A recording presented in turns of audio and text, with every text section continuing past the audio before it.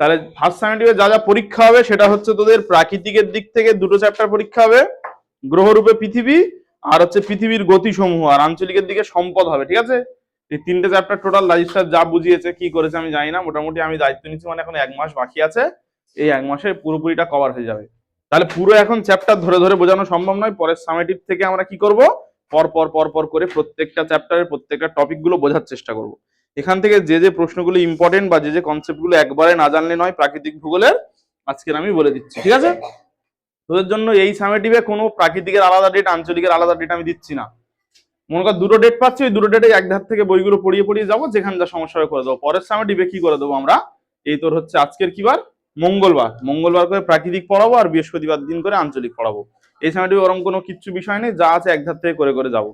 গ্রহরূপে পৃথিবীটা নিশ্চয়ই তোরা সবাই জেনে গেছি, এতদিনে স্যার অনেকবার নিশ্চয়ই বলেছে যে হচ্ছে পৃথিবী একটা গ্রহ, সূর্য একটা হচ্ছে নক্ষত্র, চাঁদ একটা উপগ্রহ, এই কনসেপ্ট গুলো জেনেছিস। এদের মধ্যে একমাত্র নিজস্ব আলো এবং উত্তাপ আছে কার, নক্ষত্রদের বা সূর্য।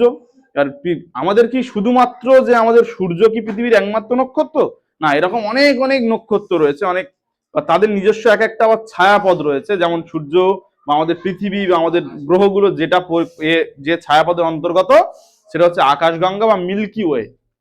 কুলিন গ্রহ, বামন গ্রহের পার্থক্য সব জেনেছিস তোরা, আগে ক্লাসে জেনে গেছিস। পৃথিবীর গতিসমূহ যে চ্যাপ্টারটা রয়েছে ওইখান থেকে কতকগুলো একদম কোর কোর কনসেপ্ট যেগুলো জানতেই হবে, সেই বিষয়গুলো আমি তোদের বুঝিয়ে দিই। মনে কর প্রথম দিকে ধরা হতো যে পৃথিবীর ধারণা হচ্ছে একটা ফ্ল্যাট, মনে কর একটা থালার মতো। তারপর কনসেপ্টটা আস্তে আস্তে পাল্টেছে, ধারণা এলো পৃথিবী গোলাকার। যদি মনে কর পৃথিবী সোজা একটা জায়গায় গিয়ে শেষ হয়ে যেত, তাহলে আমি এইখান থেকে যদি যাত্রা শুরু করি, একটা সময় যাওয়ার পর পৃথিবীর বাইরে বেরিয়ে যাব, তাই তো? এইবার আমাদের যারা নাবিক রয়েছে, ম্যাগেলান থেকে শুরু করে কলম্বাসে, খুটখাট আওয়াজ করবে না কেউ, তাহলে যারা রয়েছে সবাই একটা জায়গা থেকে যাওয়া শুরু করেছে, ঘুরে ঘুরে ঘুরে ঘুরে ঘুরে আবার সেই জায়গায় ফিরে আসছে। তাহলে আমরা কি বুঝলাম, পৃথিবী গোলাকার। এই গোলাকার ধারণা চেঞ্জ হচ্ছে হচ্ছে হচ্ছে, প্রথম দিকে বলা হলো পৃথিবী পুরোপুরি গোলাকার হলো, তারপর অনেকদিন পরে বলছে পৃথিবী হচ্ছে আপেলের মতো, নাশপাতির মতো, অনেক কিছু কাছে তুলনা করার চেষ্টা করা হয়েছে, কিন্তু শেষে গিয়ে দেখা গেল পৃথিবীর আকৃতি কেমন, পৃথিবীর মতো, কারোর সঙ্গে তুলনা করা যাবে না। ওই জন্য পৃথিবীর আকৃতিকে জিওড বলা হচ্ছে। ক্লিয়ার হলো?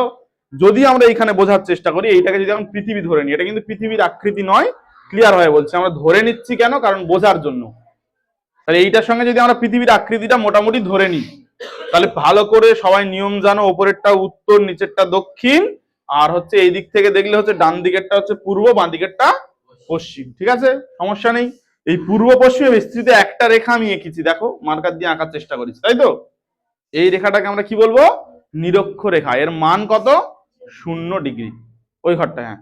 তাহলে এর মান হচ্ছে 0 ডিগ্রি, এটা একটা নিরক্ষরেখা। ক্লিয়ার হলো সবাইয়ের? ভালো করে বুঝবে, এই কনসেপ্টটা ভীষণ জরুরি। 66.5 ডিগ্রি কোণে কেন হেলে থাকে, কিভাবে হেলে থাকে, পুরোটা আজকে আমি একদম ক্লিয়ার করে দেবো, সবাই বুঝতে পারবে ইনশাল্লাহ। তাহলে দেখো, এখানে যে 0 ডিগ্রি, এটা নিরক্ষরেখা, এর উত্তর দিকটা উত্তর গোলার্ধ, নিচের দিকটা দক্ষিণ গোলার্ধ। পৃথিবীর বেশিরভাগ মানুষজন কোথায় বাস করে, এই ওপরের গোলার্ধে বাস করে, উত্তর গোলার্ধে। ওই জন্য আমাদের যত হিসেব, মহাবিষুব বলো, বসন্তকালীন বিষুব, বা যারা জলবিষুব বা শরৎকালীন বিষুব রয়েছে, সবগুলো উত্তর গোলার্ধ ধরে হিসেব করা হয়। দক্ষিণ গোলার্ধের এখানে কোনো গল্প নেই। পরিষ্কার হলো সবাইয়ের? তাহলে এইগুলোকে কি বলবো, এইরকম অনেকগুলো রেখা রয়েছে, প্রত্যেকটা রেখাকে আমরা কি বলি, অক্ষরেখা বলি, তাই তো? এইরকম নিরক্ষরেখা থেকে 23.5 ডিগ্রি দূরে একটা অক্ষরেখা রয়েছে উত্তর দিকে, যেটাকে আমরা কি বলবো, কর্কট ক্রান্তি রেখা। সবার বুঝতে পেরেছো না পারোনি? যদি এই ছবিটা আমরা এখানে 2D আকারে এইখানে যদি এঁকে নেওয়ার চেষ্টা করি, মোটামুটি এরকম একটা, এক্সাক্ট হয়তো গোল হয়েছে কিনা জানি না, এইটা হচ্ছে নিরক্ষরেখা। এই থেকে 63.5 ডিগ্রি দূরে একটা অক্ষরেখা রয়েছে, এই রেখাটার নাম কি আমাদের, কর্কট ক্রান্তি রেখা। কি নাম, কর্কট ক্রান্তি বলে আমি শুধু লিখছি, ঠিক আছে? আচ্ছা, সেম ভাবে হচ্ছে আমার দক্ষিণ দিকে 23.5 ডিগ্রি দূরে একটা রেখা রয়েছে, তাকে আমরা কি বলছি, মকর ক্রান্তি রেখা। এর নাম হচ্ছে মকর ক্রান্তি। সবাই নিশ্চয়ই এগুলো জানো, ভূগোল তুমি সারা জীবন যতদিন পড়বে এই কনসেপ্ট গুলো তোমার ভীষণ ভাবে কাজে লাগবে। আর এটা আমাদের নিরক্ষরেখা। তাহলে নিরক্ষরেখার মান কত, তাহলে এটা হচ্ছে 0 ডিগ্রি। এটা 23.5 ডিগ্রি উত্তর, আমি উপরে উত্তর লিখে দিচ্ছি, নিচে দক্ষিণ লিখে দিচ্ছি। আর এটা তোমার 23.5 ডিগ্রি দক্ষিণ। এইরকম 66.5 ডিগ্রি দক্ষিণে একটা রেখা রয়েছে, যার নাম কি, কুমেরু বৃত্ত, তাই তো? কুমেরু বৃত্ত, এই সামনের লাইনে কথা হচ্ছে। আর 63.5 ডিগ্রি উত্তরে যেটা রয়েছে, 66.5 ডিগ্রি সেটাকে আমরা কি বলছি? এটা হচ্ছে সুমেরু বৃত্ত।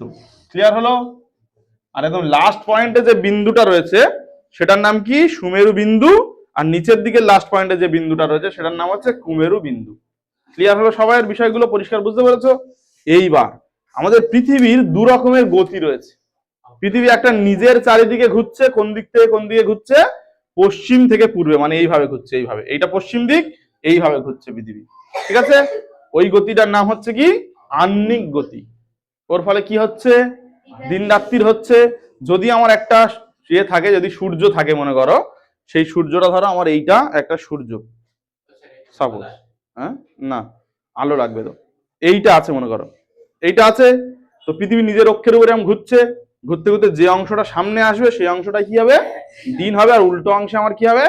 রাত হবে।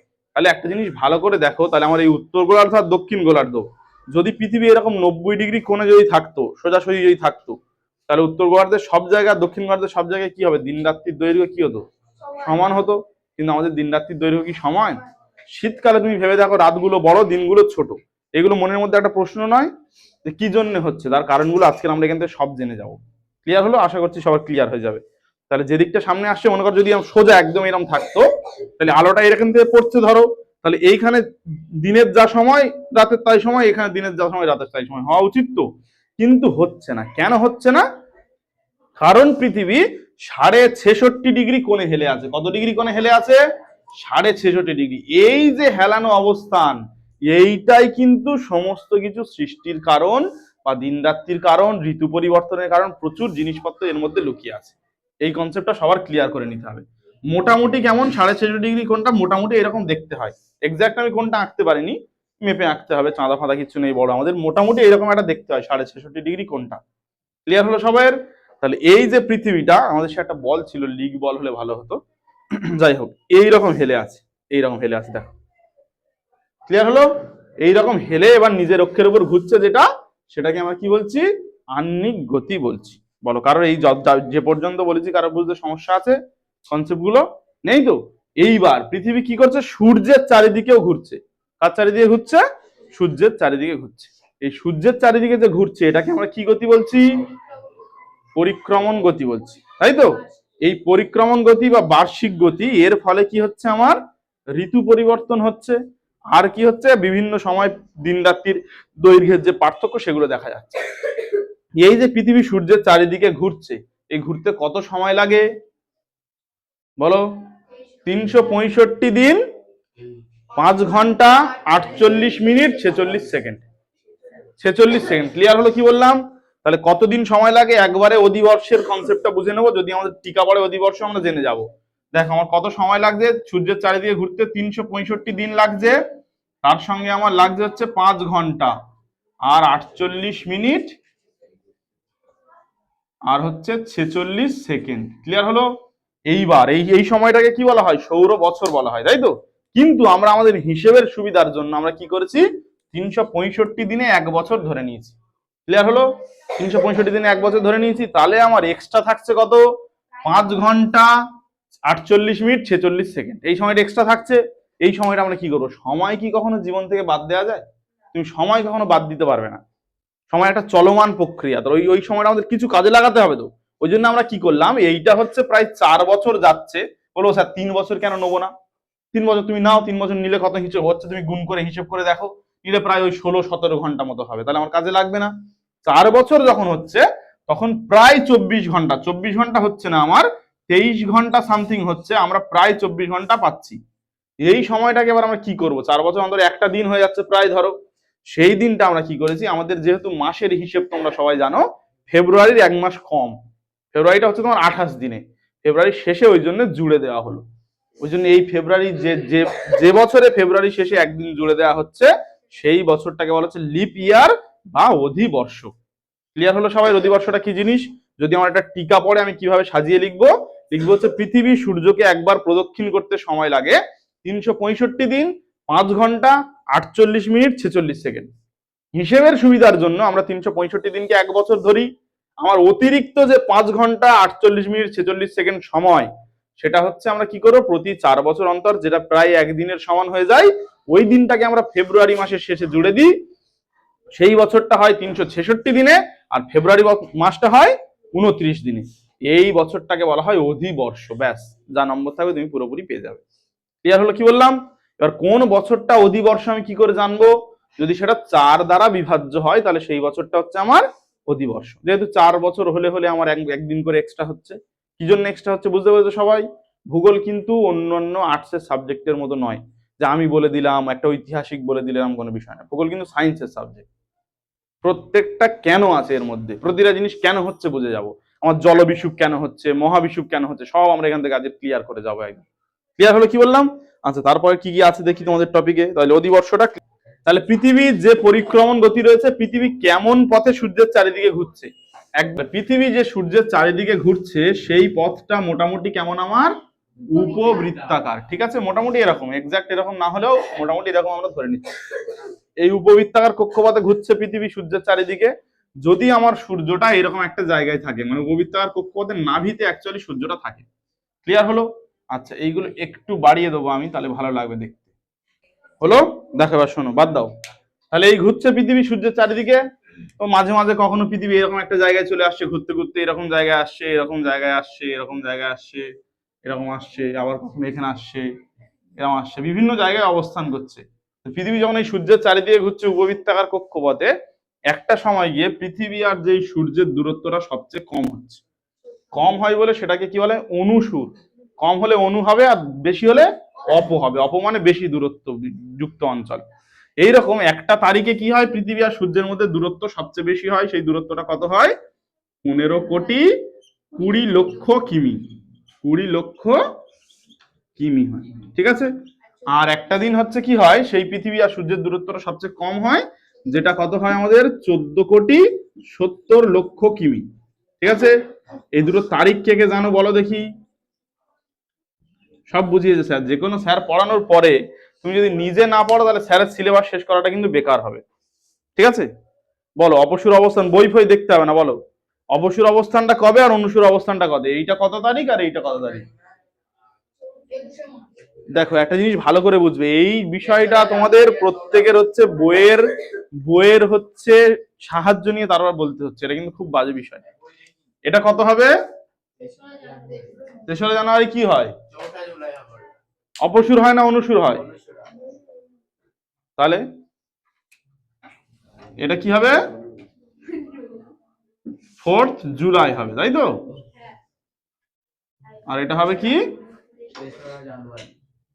3rd জানুয়ারি হবে। ক্লিয়ার হলো সবার? তাহলে পৃথিবী সূর্যের চারিদিকে যে উপবৃত্তাকার কক্ষপথে ঘুরছে, এই ঘুরতে ঘুরতে একটা সময় এসে পৃথিবী আর সূর্যের দূরত্ব সবচেয়ে কম হয়। তখন দূরত্বটা কত হয়? 14,70,00,000 কিমি। এই দূরত্বটাকে বা এই অবস্থানটাকে বলা হয় কি? অনুসুর অবস্থান। আর পৃথিবী আর সূর্যের দূরত্ব যেদিন সবচেয়ে বেশি হয় সেটা হচ্ছে 4ঠা জুলাই। দূরত্ব থাকে প্রায় 15,20,00,000 কিমি। এই অবস্থানটাকে কি বলা হয়? অপসূর অবস্থান। এই ছবিটা আঁকবে, যদি পরীক্ষায় পড়ে নিচে এইভাবে লিখে দেবে চিত্র, বলে লিখবে হচ্ছে অপসূর ও অনুসূর অবস্থান।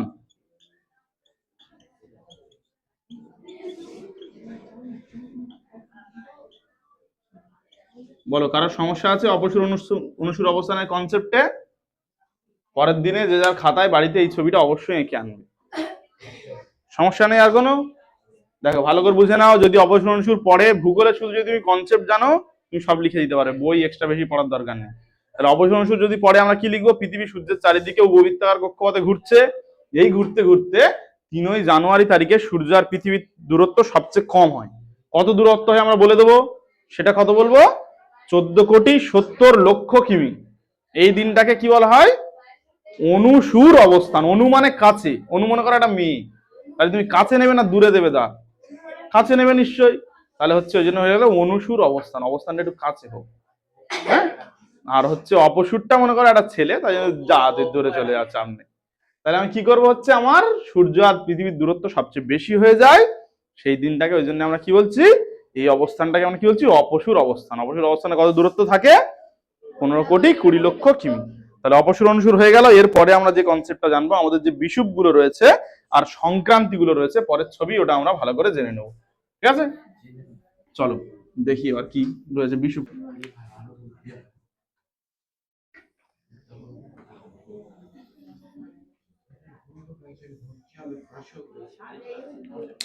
সবুজ কালিটা ফোটে না যদিও একদম, যাই হোক।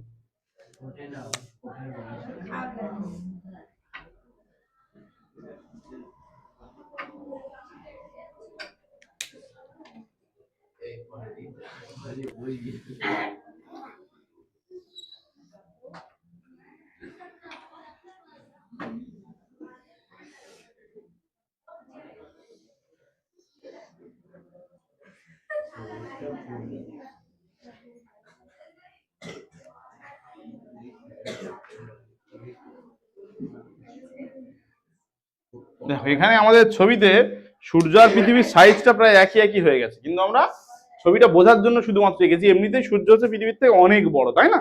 ওটা নিয়ে কোনো সমস্যা নেই। তাই দেখো পৃথিবী এইরকম যখন ঘুরছে সূর্যের চারিদিকে, ঘোরার সময় বারবার করে কি বললাম, 66.5 কোণে হেলে ঘুরছে। ভালো করে বুঝে নেবে কি বলছি, বারবার বলছি 66.5 কোণে হেলে ঘুরছে, মানে এইরকম কোনটা এরকম হেলে থাকবে। ওপরের গোলার্ধটার নাম কি, এটা আমি উল্টে ধরছি। ওপরের গোলার্ধটার নাম কি? উত্তর গোলার্ধ। নিচের গোলার্ধটার নাম দক্ষিণ গোলার্ধ। এটা কিন্তু খুব ভালো করে বুঝতে হবে। এটা নিয়ে আমারও নিজের ভীষণ কনফিউশন ছিল, তারপর ভালো করে পড়তে বিষয়টা ক্লিয়ার হয়েছে।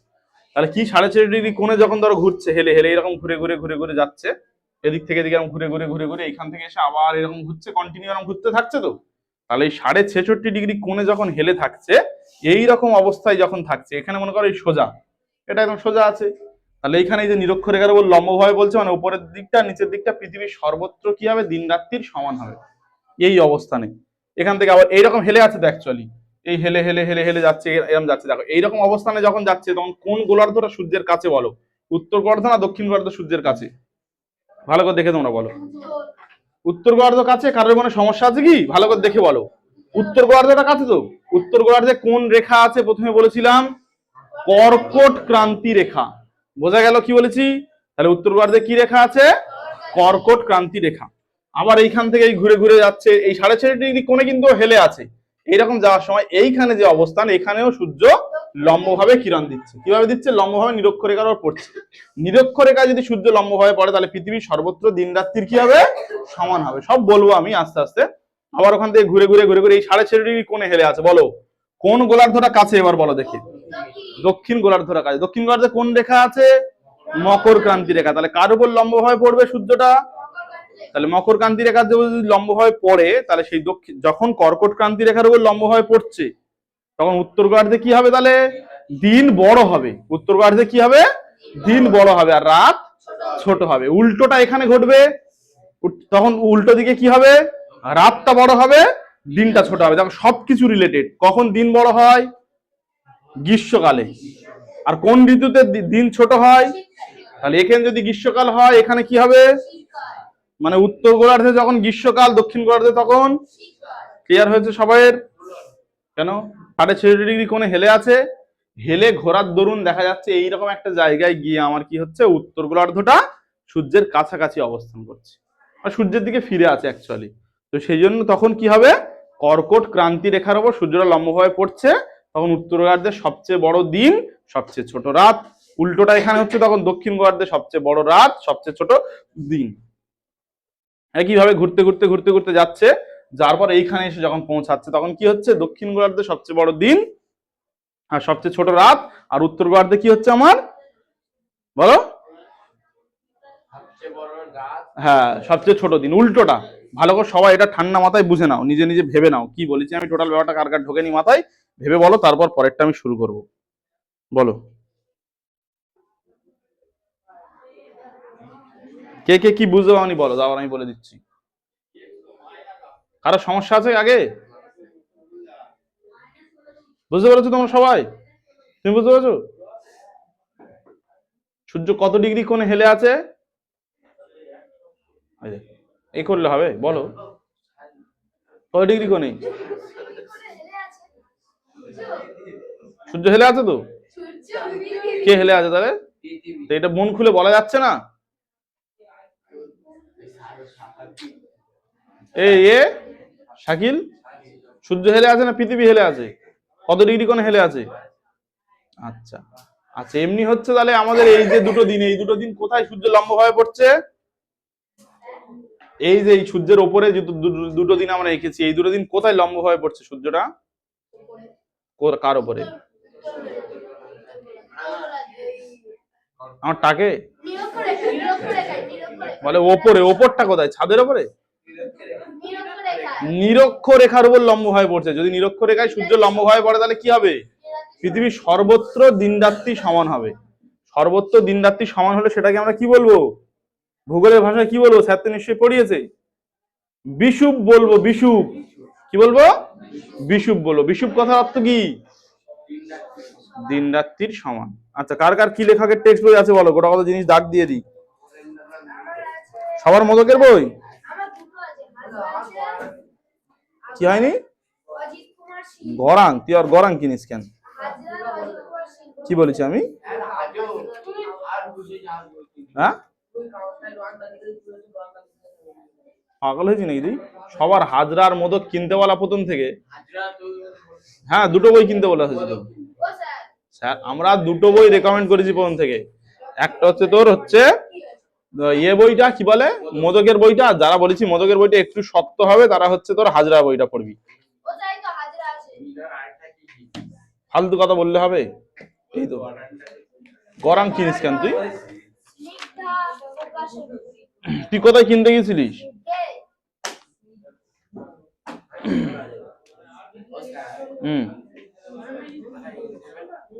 হ্যাঁ, এনে দেবো। আমি তো যখন করানো হবে তার আগে নিশ্চয়ই পেয়ে যাবি, বললুম তো।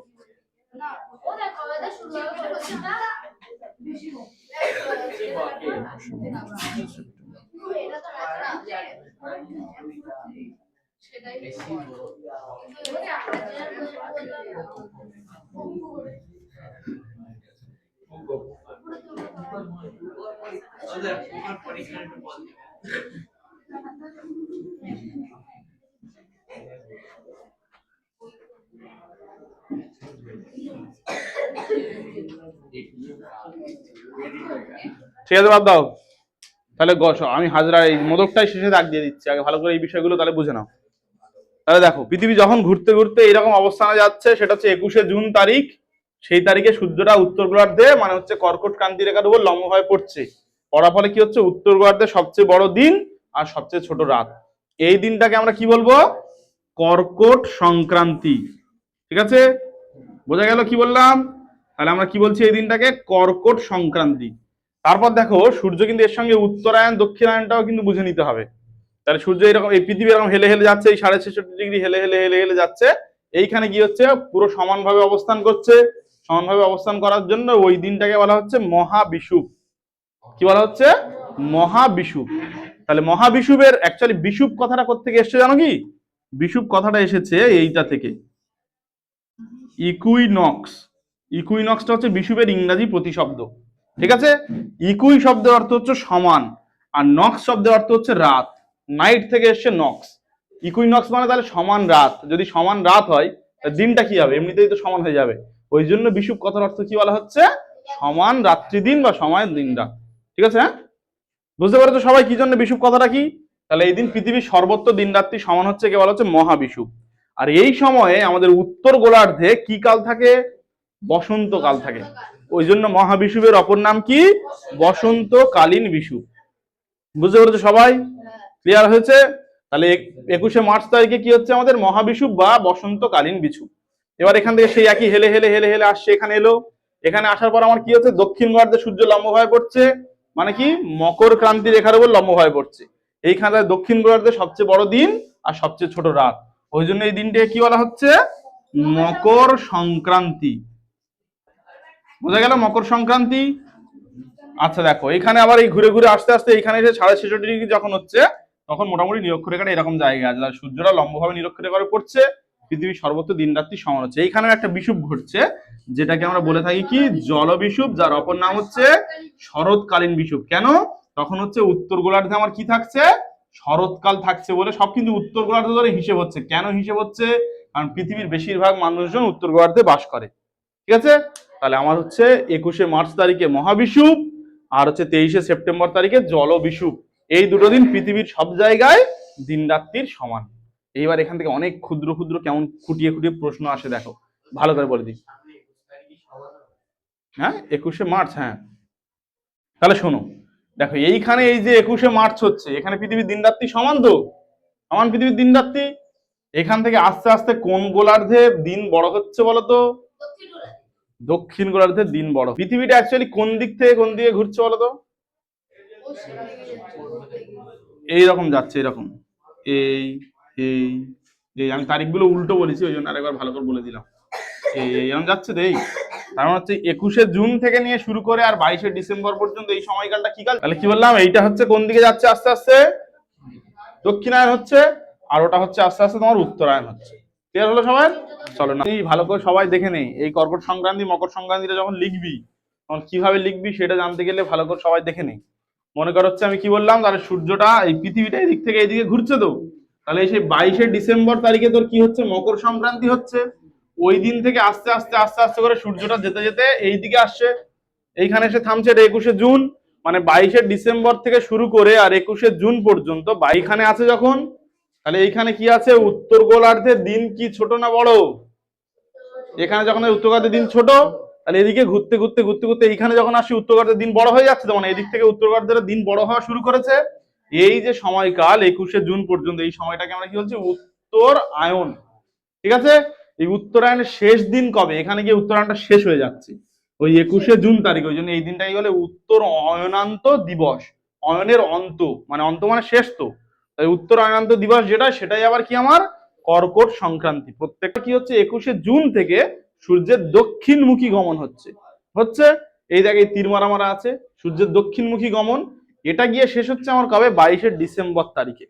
ওই জন্য এই 22শে ডিসেম্বর কি বলে? দক্ষিণ অয়নান্ত দিবস, বা ওই দিনটাকে আমরা কি বলবো? মকর সংক্রান্তি। কারণ ওই দিন মকর ক্রান্তি রেখার উপর সূর্যরশ্মি লম্ব ভাবে পড়ে। ক্লিয়ার হলো? তাহলে কর্কট সংক্রান্তি মকর সংক্রান্তি কি? জলবিষুব মহাবিষুব যদি আমার টিকা পড়ে, আমি প্রথমে কি লিখবো? বিষুব কথার অর্থ হচ্ছে সমান দিন রাত্রি। যদি কোনো ছেলে মেয়ে আরো এক্সট্রা লিখতে চায়, ভালো লিখতে চায়, সে লিখবে বিষুব কথার প্রতিশব্দ হচ্ছে ইকুইনক্স, যার অর্থ হচ্ছে সমান রাত দিন। নক্স মানে রাত্রি, ইকুই মানে সমান। যদি রাত্রির সমান হয় তাহলে দিনও সমান হবে। তাহলে আমার কি? ইকুইনক্স মানে সমান দিন রাত্রি। পৃথিবী যখন উপবৃত্তাকার কক্ষপথে সূর্যের চারিদিকে ঘুরছে, দুটো এমন তারিখ আছে যে তারিখে পৃথিবীর সর্বত্র দিন রাত্রি সমান হয়, কারণ সূর্য রশ্মিটা সেই সময় নিরক্ষরেখায় লম্বভাবে পড়ে। এই দুটো দিন হচ্ছে বিষুব। তার মধ্যে হচ্ছে আমার 21শে মার্চ তারিখে হচ্ছে মহাবিষুব, আর হচ্ছে 23শে সেপ্টেম্বর তারিখে আমার হচ্ছে জলবিষুব। আর মহাবিষুবের অপর নাম হচ্ছে বসন্তকালীন বিষুব। কেন বসন্তকালীন বিষুব? কারণ সেই সময় সূর্যটা এই উত্তর গোলার্ধে থাকে বসন্তকাল। আর 23শে সেপ্টেম্বর হচ্ছে জলবিষুব, কারণ কি এই সময় উত্তর গোলার্ধে থাকে শরৎকাল। ওই জন্য কি আর অপর নাম হচ্ছে কি? শরৎকালীন বিষুব। এই হচ্ছে বললাম। তাহলে আমার হচ্ছে ওইটা 6.5 ডিগ্রি কোণে হেলে অবস্থান করছে, অবস্থান করতে করতে উপবৃত্তাকার কক্ষপথে ঘুরছে। 22শে ডিসেম্বর তারিখ থেকে সূর্যের হচ্ছে উত্তর দিকে গমন শুরু হচ্ছে, মানে উত্তর গোলার্ধে দিন রাত্রি বড় হতে আরম্ভ করেছে। এই উত্তর গোলার্ধে উত্তর দিকে যে গমন, এটাকে বলা হয় উত্তরায়ণ। এই উত্তরায়ণের শেষ হয় হচ্ছে 21শে জুন তারিখে। এই দিনটিকে বলা হয় হচ্ছে উত্তর অয়নান্ত দিবস বা কর্কট সংক্রান্তি। কেন কর্কট সংক্রান্তি? কারণ সূর্য ওই দিনটায় আমার কর্কট ক্রান্তি রেখার উপর লম্বভাবে কিরণ দেয়। ঠিক আছে?